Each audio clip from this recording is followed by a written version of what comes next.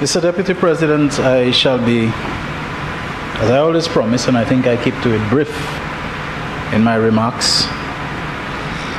I think Senator Fede, despite being a former Minister of Tourism, also, of course, the area in which his history and mine have intersected, information and broadcasting, I believe he's making a little bit of confusing overlap between civil aviation from the perspective of flights having to do with tourism and airlift and visitors coming to our shores and the availability of flights and what is coming out of Dallas and wherever else having been stopped. That is a function of tourism and marketing and things of that sort. So there is aviation from the perspective of the tourism industry. How you market, how you promote your air services agreements that you're able to negotiate. And then there is civil aviation, which has to do with the technical, the regulatory, the safety aspects. And if you don't get it down pat correct with your civil aviation administration, you can have your best negotiators to get American Airlines and Delta and all of that.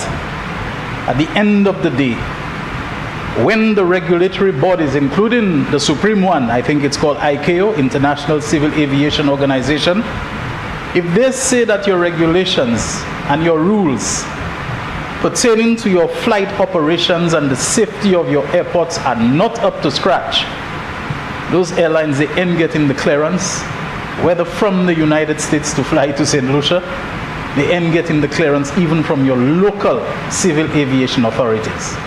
And if they don't sign up on it, you can do the best marketing and the best tourism promotion.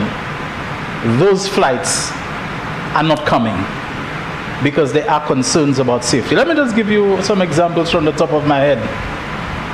They don't necessarily rise to the level. But if they notice, for example, that haven't you noticed when aircraft take off from the George Charles Airport, their first bank is always out to sea. They never turn over Castries or anywhere near. That's a safety thing, you know. That's a vulnerable stage. No matter even if you go into St. Vincent, you do not turn over land over Castries. It's too heavily populated an area. You turn out to the sea, you make the round, and then you go down the coast and you go to St. Vincent. There are other simple things like separation distance between aircraft. You know, one aircraft takes off, you have to give it a little bit of time to go because the other aircraft coming behind may be a faster one, and it will catch up with the other one and slam into its tail. You have to put separation distance vertically. There are all those kinds of things, and these things have to be monitored and they have to be kept within the parameters that are considered safe. You have helicopters landing there. What are the rules of engagement for helicopters coming so that a slower moving helicopter coming to land doesn't find itself in front of a faster moving aircraft, and then you might cause an absolute catastrophe right over a populated area. I'm just drawing these references. Your runway.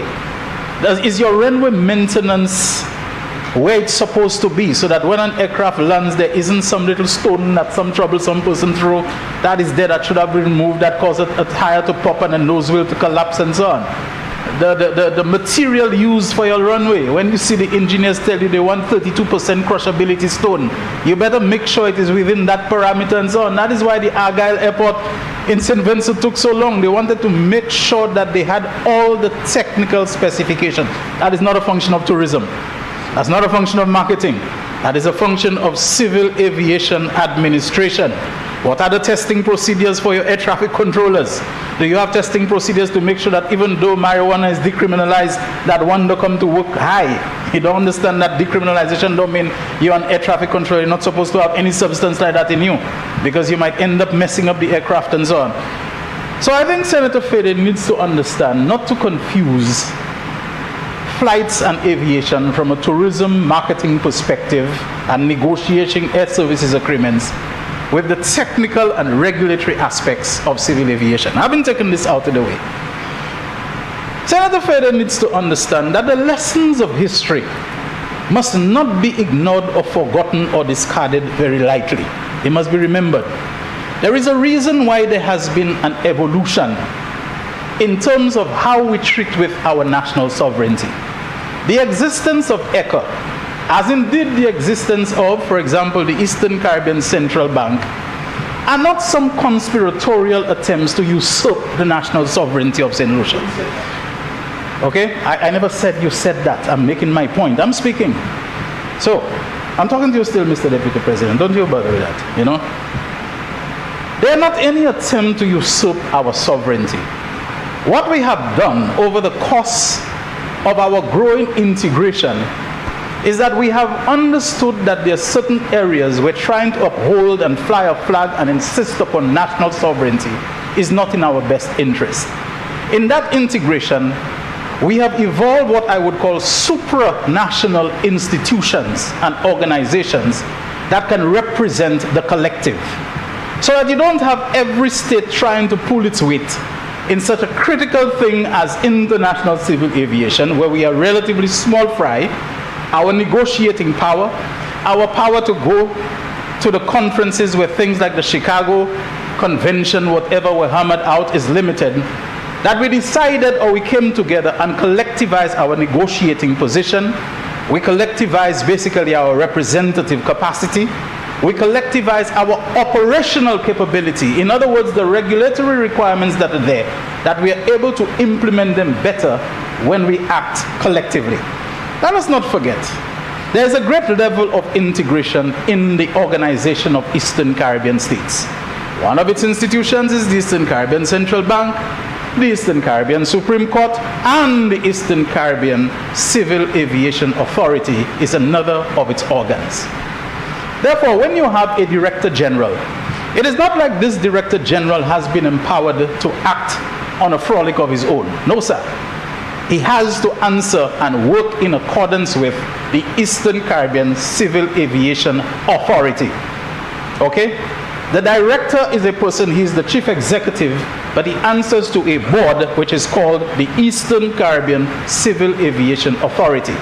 That Eastern Caribbean Civil Aviation Authority is empowered, whether directly or by delegates of the respective ministers that are responsible for civil aviation. So, for example, St. Lucia's Minister for Civil Aviation, Honorable Alva Baptist, an ex-air traffic controller, a man with a master's degree in air transportation administration, whatever it is, and so on. But the representative that he, as the minister, is empowered to name to the authority is Dr. Sean Matthews, the former High Representative at SLASPA, who's now a big person at Global Port Holdings. He's our most recent appointee to ECA, the Eastern Caribbean Civil Aviation Authority. They set policy, and their policy is informed by the minister who represented them. What they don't want is that a minister to be capriciously, to be in any kind of ad hoc, in a manner that is politically expedient, to be making decisions pertaining to civil aviation administration to the collective organization of the OECS, as opposed to technocrats, technicians, people who have their minds wrapped around it, that they can set the policy and that they can do it. As I heard many years ago, he was not yet even with the St. Lucia Labour Party. Dr. Vornelis, then Director General of the OECS, made a statement over at Point Seraphin. They were having a meeting to discuss OECS political unity. And very animatedly he came and he said, look, we need to understand, when we have an organization like the OECS, we have not given up our independence. What we have done is that we pull together our individual independences so that we can have a greater independence. That is an independence that is fed, that is nourished, that is nurtured, that is sustained by the collective input of nations that are joined together by a treaty, no less, so that they're able to fare better in the international arena, where such treaties and agreements and conventions are absolutely vital. To do otherwise is to risk exactly what happened to us, a downgrade. And it could have been worse.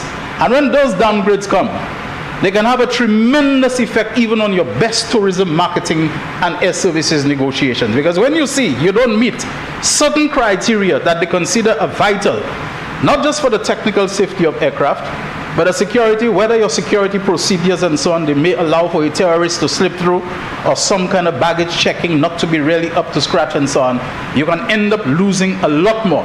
This is not one of the places where we can or should even try to go it alone. We do so, and the fissures and cracks of our individual vulnerabilities will overwhelm even our best intentions. I heard those things mentioned some time ago when I was in this house when we were talking about the credit reporting bill. Some people did not understand the great role that the Eastern Caribbean Central Bank had to play in the whole credit reporting matter. That this is a supranational regional institution that is tethered to us by treaty, but that it is not acting on a frolic of its own.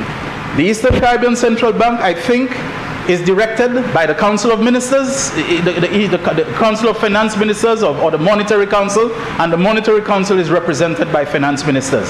So any fears one may have about the terms of reference and the parameters within which the Director of Civil Aviation may operate need to remember that he is governed by, he is controlled by, he is informed by a civil aviation authority which itself draws its authority from the individual ministers of civil aviation, not necessarily directly, but through their delegates. As Honorable Alva Baptist delegate to ECA is Dr. Sean Matthews. So the policy direction of St. Lucia is definitely going to be felt, is definitely going to be channeled through that governance authority, just like our ECCB is informed and governed through the Monetary Council, which really is a body comprising ministers responsible for finance and monetary policy and things of that kind. We've come too long a distance.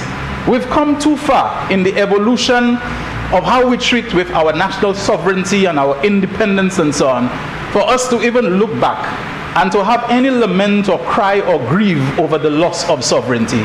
It has served us, it has benefited us well, we need more of it. Thank you very much, Mr. Deputy President.